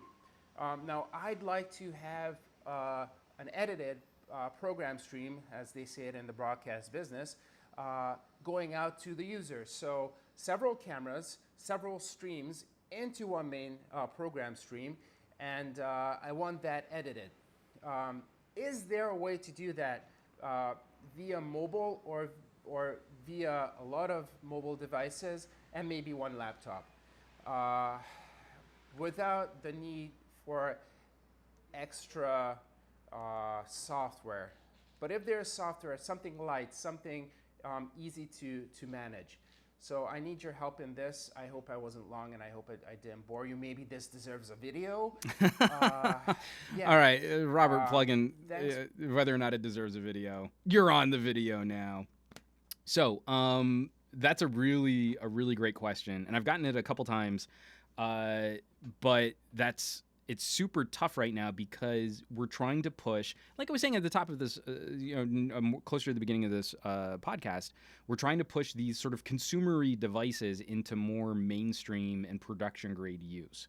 So, doing a little research, and Robert, right now your setup rivals anything that I'm working on right now. You already have way more infrastructure and way more knowledge about the current state of mobile streaming that I'm probably not going to be able to school you on anything that you don't already know. um, Obviously, if you're looking at YouTube as a platform, one of the first things I would do is just get good at using Hangouts, especially if you can have a proper computer as a home base to run the mainstream from there. And then you can, if you can if you can supply data to a handful of other devices, then the main laptop is going to be used to coordinate which feed is coming in. But you're still beholden to the cameras and microphones from each of those mobile phones, and each of those phones needs to have its own stream grade data connection. But what you can do is you can go into Hangouts and you have some control room tools to alter audio, to control the how loud each individual audio feed is. You can also drop, at the bottom of a Hangout, you'll see all those little squares where you can see people's faces. Well, you can get rid of that if you don't want viewers to see that. And then you, from the laptop, just change which video is coming in. So something like that might also work too. The other solution would be running cables and running boxes with some kind of HDMI splitter source for maybe like GoPro style cameras. But then you've really got to cable them up. You've got to have really long cable runs on all of that, and that's not going to be the right fit. It depends on how mobile you really want to be. So that might be kind of tricky too. Like for right now, for example, right now I'm using a normal camera. I'm using my G85 to do this live stream, and it's going into an Aja UTAP HDMI converter, which just outputs a generic USB webcam feed that then goes into my streaming software. So something like OBS can also help you organize all of that, but then you'd need the same kind of deck that you're running right now. You've got multiple inputs, you're changing the feed on the fly through hardware. Again, you're moving infrastructure out of your office just into a mobile space, so that might not be the right fit if you want to go cabled. The other solution, and again, this all depends on how mobile do you really want to be, or do you just want different camera views? And so here, if I go into my live stream again, if I go in my screen share again, so something like live stream solution, the Movi might not be a bad fit depending on what you're trying to do. So this is just a single camera. It shoots a ridiculously high resolution main image, and then you can carve that up into multiple camera views so that you can produce more of a polished look for your video. But that's only going to work from one perspective. So you point your camera, say like at a stage, and then from the stage, you can then like punch in really close on these two people here sitting on the side, do a wide shot, pan and zoom through the scene. I mean, you can do a lot, but you can't change the perspective of that camera. So it wouldn't be like if you had multiple cameras up all over the place, would you be able to change up that view either. From Steve DeRoche, major money went into a setup. Yeah, that is a killer rig that you're working on right now for your in-studio live streams. Sadly, I don't know that we've got a good portable solution that can do the same thing for you. So my main recommendation would be try Hangouts first if you know that you've got good data.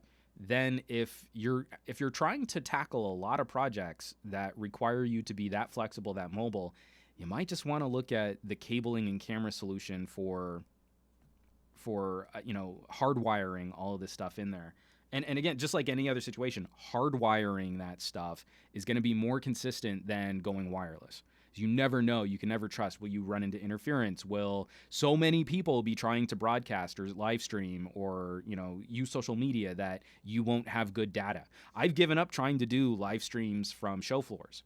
Like, I was out at E3 and I shot a vlog, but I didn't share that vlog from the show floor at E3. I had to wait until I got home to share it on my home Wi-Fi. Because you try and do anything, and you're like, it's the data network is so concentrated and is getting hammered so badly in that one area that it's just not worth the hassle. And the other thing is, I'm talking to 2 other companies right now, trying to get hands-on with some review kit of it's a package of a controller, an HDMI splitter controller with 4 small 1080p cameras. And so something like that might also be a good fit too, but I don't think that that's going to work mobile through a mobile phone. That would be working mobile through a laptop. But you plug in this one box, you've got 4 cable runs, you can set up cameras, and then the hardware, just you switch on the hardware to get to the camera feed you want. And again, you would be able to fire that up in something like OBS, which is totally free live streaming software. So if that might be a good solution too, then you can kind of check that out now. From BearPaw34. And now back to you, Juan, from Channel 4. I do have 2 more tweets that I want to cover because they're kind of the same question. And get this to here. So from, I'll go ahead and Windows capture the screen share this. From Andrew Wallace, how about talking about how phones with flagship chipsets can still be called mid-rangers because of other features and design choices a la OnePlus 6? And then from Aditya Anil, perhaps what is it that defines a flagship and how it has changed over the years? Bringing it up now because of the new phones without notch and mechanical parts, compromising water and dust proofing with good specs at a premium price may become a trend into the Find X. So those are the great questions because I love ranting about the feel-good labels that we put on products. Like the OnePlus 6 is an awesome phone. It's a great bang for buck if you're buying full retail. Why do we dance through these hoops of the OnePlus 6 is a premium mid-ranger budget flagship top-end tier device from a low-cost manufacturer? Like, it exists in the middle of the market. It is a mid-ranger. So I use these labels almost exclusively on price. The manufacturer is making a claim. The claim is our phone deserves to be purchased at this price because of the way that we made it. If you make a phone at $500 today, you are saying our phone deserves to exist in the middle of the market between $100 to $200 entry-level devices and $1,000 plus flagship phones. $500 is right in the middle. So now we have to look at the bookends of the market to say, why are some phones less expensive and why are some phones more expensive? But that's the middle range. That's the mid-range. If the phone fulfills everything you need it to do and it costs hundreds of dollars less than a premium option from Samsung or Apple, you have purchased a mid-ranger, and that is a kick-ass solution. It is not, well, I think it deserves to be a flagship because it's the phone that I bought, and I want my feelings to feel good. My feelers are that this is a premium flagship. That's not the case. Your feelers don't change the price-performance ratio in the slightest. We can be super excited about how well a OnePlus 6 or an Honor View 10 performs at $500. It doesn't change the fact that that's a $500 phone. Excuse me. Sorry, I'm going to take a little sip of coffee here. So let's do a little quick rundown. Oh, and my OnePlus 6 isn't on. So I'm going to boot up my OnePlus 6. So I've got a OnePlus 6 and I've got an LG G7. Now the LG G7 was criticized for launching at a $750 price point. That's way too expensive. LG should only ever make phones that are cheaper than Galaxies. And yet then we'll complain, well, it's cheaper than the Galaxy, so it has less stuff. You should just get the Galaxy. You see how that kind of circular logic befalls tech reviewers? That like, I want this phone to be the predetermined winner, so I'm going to criticize other devices and not really do a fair one-to-one comparison. That's my... If other tech reviewers were the penguin as an adolescent as played by a 10-year-old Burgess Meredith. Here, let me get the screen brightness down. Okay. So, OnePlus 6, LG G7. They have the same chipset, so you could save $200 on a 64 gig OnePlus 6 over a 64 gig LG G7. I'm showing a whole bunch of texts because it's booting up and it's now going through all my notifications. I'll show the back of the phone until the phone stops updating all of my apps. The OnePlus 6 is going to have more RAM. The G7 has 4 gigabytes of RAM. The OnePlus 6 has 6 gigabytes of RAM to start at that $529 price point. So that's great, except that I'm still not completely sure what that quality of RAM provides Android. So with my current usage, so I will regularly have a script up in Microsoft Word, which is not a light document app. I am regularly recording audio out of a program like Audio Evolution Mobile, editing video on Power Director. These are heavy apps that are using a lot of system resources. I can toggle while I'm doing all that stuff, and I don't have to worry about aggressive app management killing that app. The main benefit that I've seen for having more than 4 gigabytes of RAM in an Android phone is so that if I want to do a speed run through 20 apps and have 3 graphics intense games playing in the background of my phone, then the OnePlus 6 handles that baller. But I've yet to find consistent and significant software currently taking advantage of that much RAM that it will affect daily system performance. That's a benchmarker situation and hopefully something that will keep this phone aging well over time. But in the current state, I haven't found anything where that's been a significant benefit to overall daily usage and performance.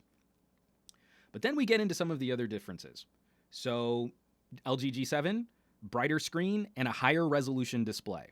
LG G7 also has significantly better audio capabilities for both the speaker and the headphone jack.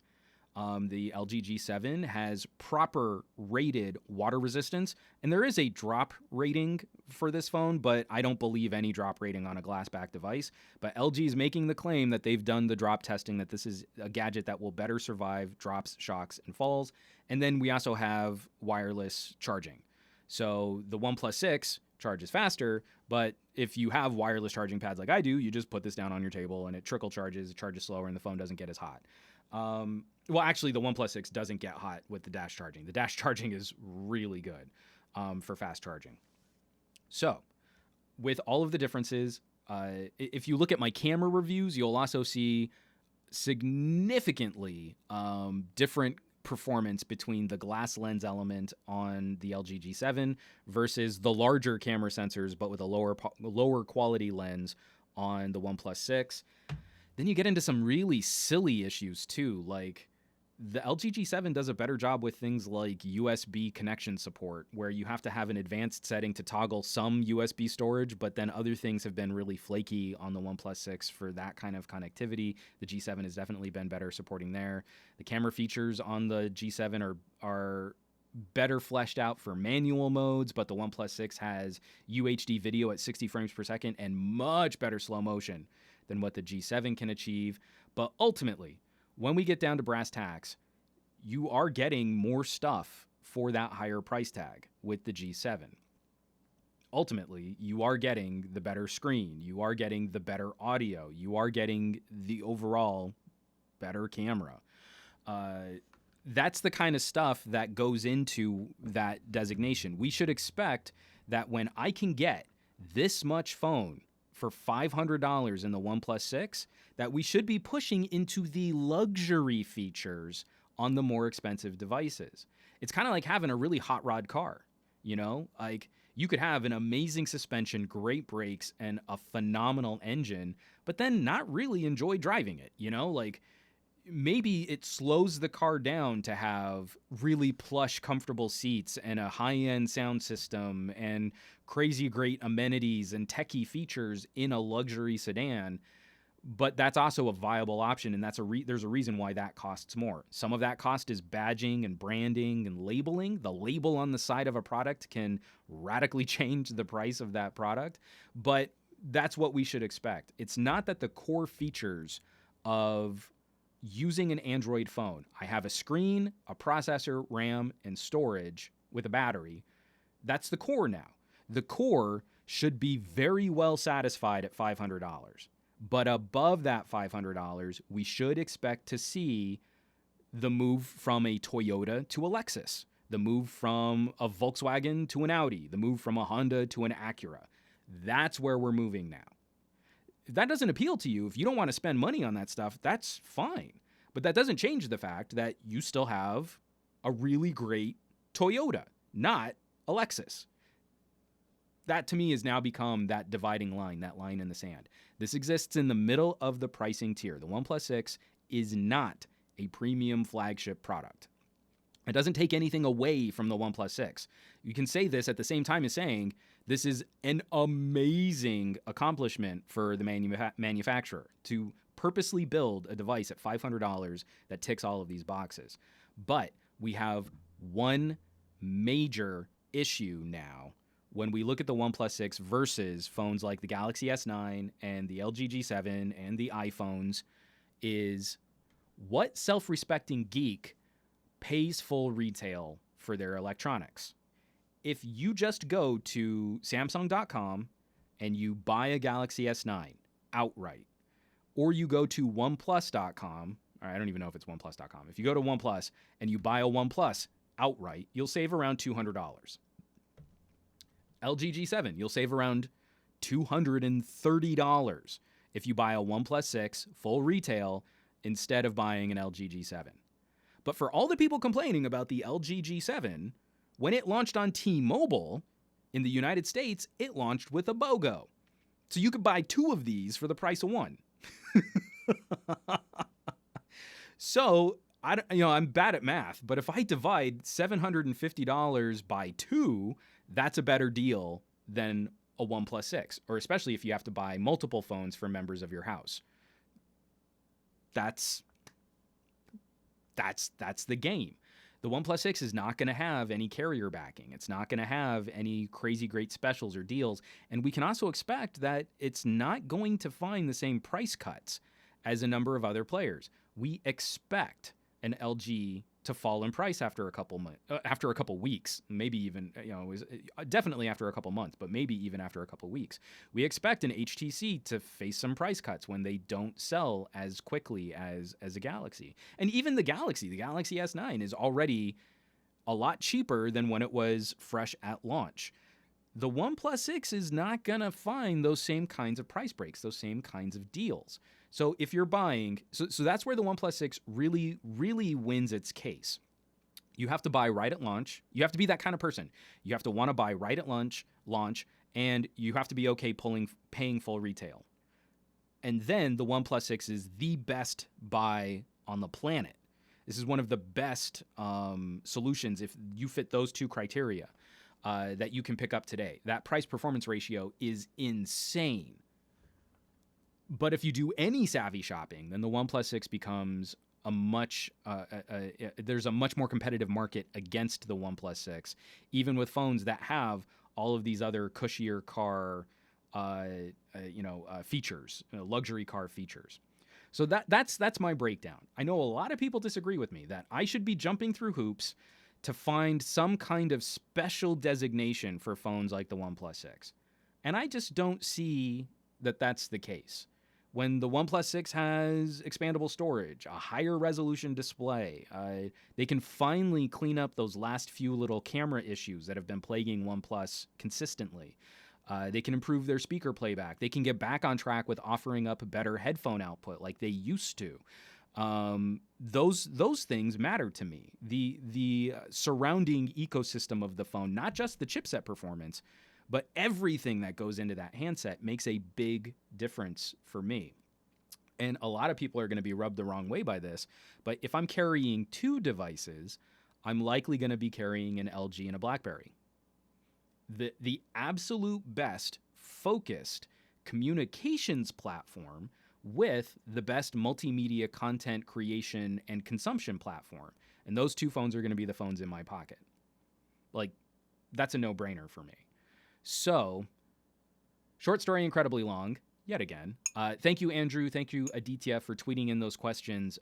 It's definitely something that I, even doing it in this podcast, I know I'm probably going to have to do a standalone video on it every other year, because people seem to get really upset like I'm somehow slighting OnePlus.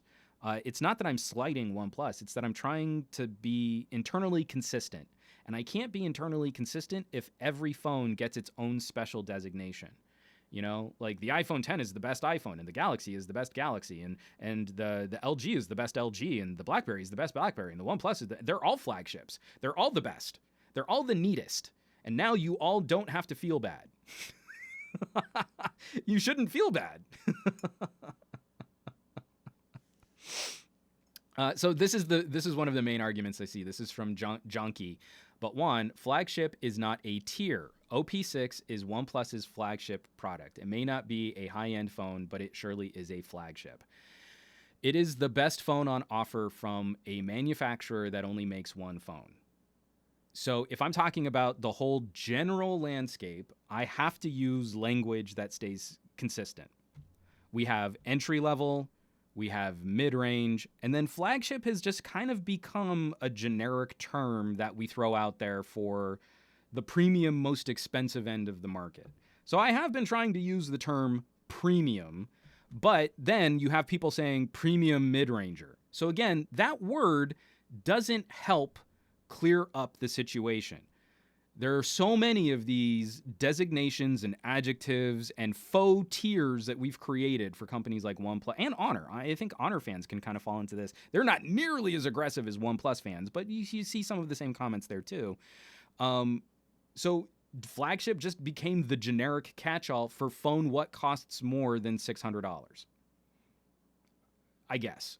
So again, it's a difference in vernacular, but it doesn't change those tiers. The market is generally carved up in three pockets: 100 to around 400, an overlap with like high 300s to 600s, and then an overlap with high 500s to $1,000. Lots of overlap, lots of different places. And then companies that make multiple products will have products that they tier themselves. But OnePlus doesn't make multiple products. They make one phone. So it's their only phone. It's not a flagship. It's not a mid-ranger. It's not an entry level. It's not an A phone, a B phone, a C phone. It's not a Galaxy S, Galaxy J, Galaxy A. It's the OnePlus 6. OnePlus is a brand and a tier unto itself. So the only thing that makes sense in talking about that product is how does that price fit into the overall landscape of smartphones that we currently shop and that we can currently work on. And that's it. That's the only thing that stays consistent, because otherwise it's not fair. It's not fair to put a OnePlus 6 up against a Galaxy Note. It's not. The Note is built for a specific purpose at a specific price with features that completely walk away from the conversation against the OnePlus, even with the OnePlus's performance advantage. The same thing. It's not really correct to directly compare a OnePlus 6 against a Blackberry Key 2 as if those two devices would be the things that someone were considering shopping based only on, those two products existing in the market somewhere near each other in terms of price. So that's why I have to stay consistent. The OnePlus 6 is the OnePlus flagship, but I would never recommend it to someone if that person was seriously considering an LG G7 or a Galaxy S9 Plus.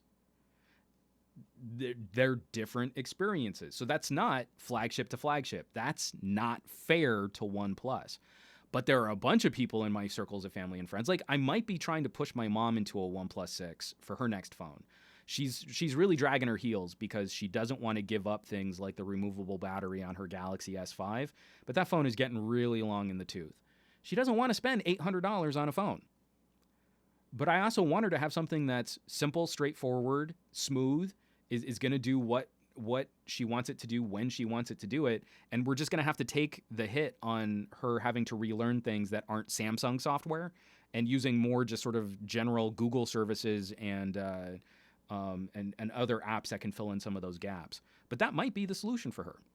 She's going to be bummed that it doesn't have rated water resistance. But again, this is going to be way more performance than she'll need in a phone. So hopefully it'll last her more than 2 years.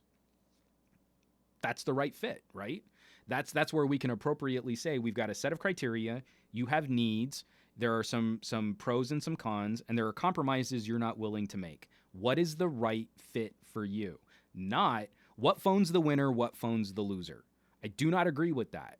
I've stopped following a lot of YouTubers recently because they get stuck in this mindset of this is the phone that's the winner. Or they'll purposely write an editorial about like a G7 talking about how it's lost this round. And a lot of people saying like, oh, the G7 lost because it's too expensive. Screw you. Again, what self-respecting geek, let alone what self-respecting consumer pays full MSRP for a gadget? If you do, you're probably kind of dumb. From LGH, doesn't the LG V20 have a removable battery? It does, and I did have my mom test drive one, and she didn't like it because it was too big. She also, I think she wants to buy something new because she's hoping the phone will be a 3-year performer. Like, she got a lot of mileage out of her S5, right? So she bought the S5 near the end of the S5 being the new phone of that year. So she got it shortly before the S6 came out. She got a great deal on it because the S6 was right around the corner. And we knew that the S6 wasn't going to have water resistance and it was going to have a glass back. So from the S5, from the S6 to the S7 to the S8 to the S9, that's how long she's had her S5. So she wants at least 3 years out of a phone, and I don't feel great, even for the removable battery, I don't feel great recommending for her the V20 because she's a programmer. She's got her degree in computer science. She cares about things like at least getting some kind of update support, and the V20 is way off the reservation for that. So unfortunately, that's going to be a no-go. If she were more a hardware person over a software person, I would say maybe I could push that. But the fact that it's so big, she doesn't like that it's so big, and it's not going to get any significant software attention. We can say that LG's definitely not great about that.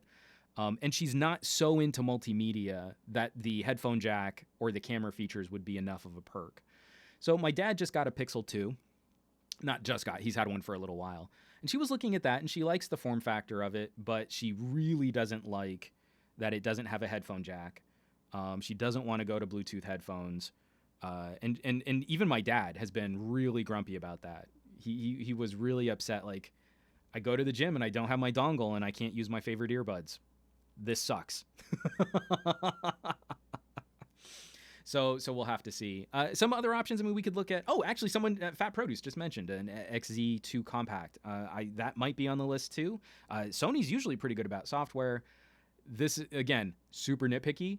I think she might be bummed by the camera. The camera app on the XZ2 fights you a lot, and I don't think she'll like the feel of that camera, but I should actually just send it to her, tell her to put the SIM card in and just run it for a week and see if she can stand it.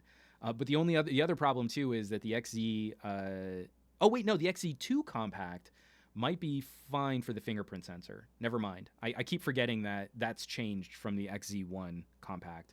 The fingerprint sensor would have been a no-go too, where she would know that there was a fingerprint sensor on the power button, but she couldn't use it.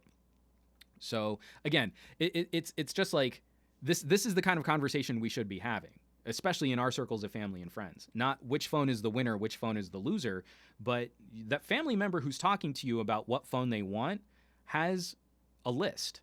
They have a list of things they need. They have a list of compromises they can live with, and they have a list of compromises they can't live with. And that's how we should pick the phone. We shouldn't be picking the phone by what's the most popular or what does some trendy YouTuber say about their favorite phone. That's not the game.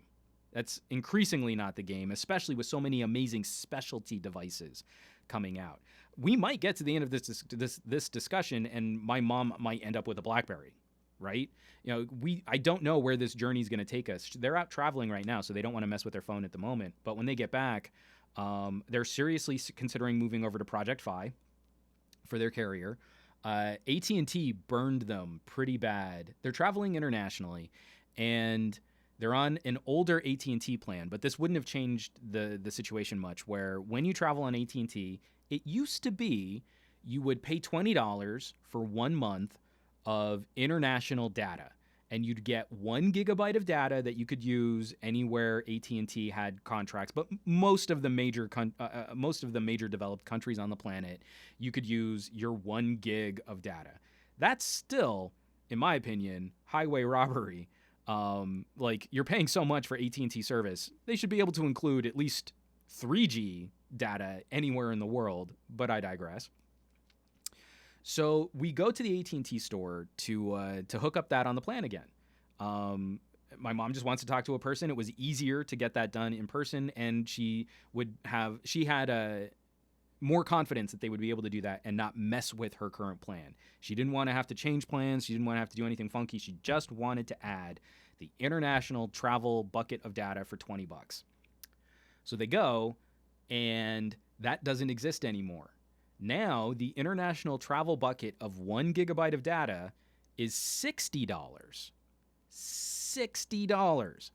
And their compromise for this is a $10 a day you can use your phone like normal plan. So if you do anything on your phone, you take 1 text message, you use 1 kilobyte of information, 1 byte of information, then it charges you $10 for that day, but you still get to use your regular data.